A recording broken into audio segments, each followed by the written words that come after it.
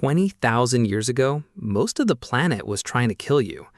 Ice sheets thicker than skyscrapers crushed entire continents. Average temperatures sat 10 degrees colder than today. Winters lasted most of the year, and food didn't just become scarce, it nearly vanished. And yet somehow, a thin, hairless, slow-running primate walked straight through it and came out the other side. No thick fur, no claws, no ability to hibernate. So how did we survive something that wiped out woolly mammoths, cave bears, and dozens of other species built for the cold? Here's what makes this stranger. Neanderthals had been living in Ice Age Europe for over 100,000 years before modern humans even arrived. They were stronger, stockier, and better adapted to cold biologically. They had bigger brains in some regions, and yet they disappeared. Meanwhile, our ancestors, physically weaker in almost every way, spread across the frozen world and thrived. That single fact breaks the assumption most people have about survival, because surviving the Ice Age wasn't about strength, it was about something else entirely. To understand what that something was, you have to go back to the moment things got truly desperate. Around 74,000 years ago, a supervolcano called Toba erupted in what is now Indonesia. Some researchers believe it triggered a volcanic winter so severe it pushed the human population down to just a few thousand individuals, a genetic bottleneck. We were, for a moment, close to extinction. But here's where things get strange. Instead of scattering and dying out in isolated pockets, small human groups began doing something almost no other species does at scale. They cooperated with strangers. Archaeologist Curtis Marion, after years of studying early human sites on the coast of South Africa, proposed something that changed how scientists think about this era. He argued that our ancestors survived not because of raw toughness, but because of information sharing. Groups that traded knowledge, tools, and even mates with neighboring groups had a massive advantage. If your local food source failed, you knew where else to go because someone from another group had told you. Isolated groups, no matter how strong, eventually starved.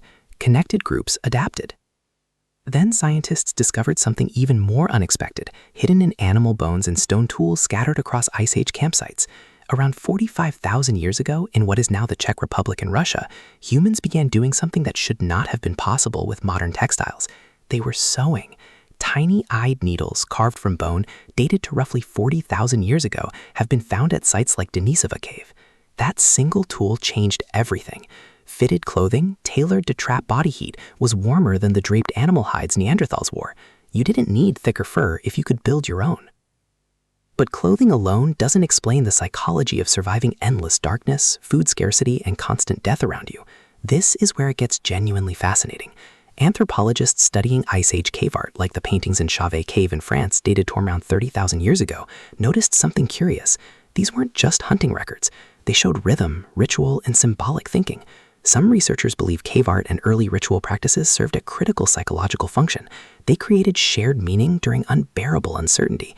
Groups that could tell stories, mourn together, and imagine a future had something isolated survivalists didn't: hope structured through culture. That's when everything changed in how we understand human resilience. Survival wasn't just physical, it was social and psychological engineering, thousands of years before anyone had a word for psychology. Humans who could regulate fear, cooperate under stress, and pass down knowledge across generations outlived those who couldn't. This is strikingly similar to modern research on disaster survival. Psychologist John Leach studied why some people freeze completely during catastrophic events, while others act decisively, and found that roughly 10 to 15% of people respond with clear, adaptive behavior under extreme stress, while the majority freeze. Ice Age humans who happen to carry traits for calm problem-solving under pressure would have had a quiet, compounding advantage across thousands of generations. But the real mystery is what happened to the ones who didn't adapt this way. Neanderthal populations, despite their physical toughness, appear to have lived in smaller, more isolated social networks. Genetic studies published in journals like Nature suggest their populations lack the same scale of long-distance trade and contact that Homo sapiens groups maintained. When a harsh winter or a bad hunting season hit, they had fewer safety nets, fewer neighboring groups to lean on. Slowly, not through some dramatic war or conquest, but through simple attrition, they vanished. And here's the part that should unsettle you a little. The same traits that helped humans survive the Ice Age, cooperation, storytelling, sharing resources with strangers, are the exact traits many people today assume are signs of modern civilization, not ancient survival tools. We tend to imagine our ancestors as brutal, isolated cavemen fighting nature alone. The evidence says the opposite. The ones who survived were the ones who trusted each other enough to share a fire, a needle, a hunting ground, and a story. So maybe the Ice Age wasn't really a test of the body. Maybe it was the first great test of the mind and of our ability to need each other. Every human alive today is descended from ancestors who passed that test, not by being the strongest in the room, but by being the ones who refused to face the cold alone. And if that's true, then the real reason you exist right now has less to do with survival of the fittest and everything to do with survival of the connected.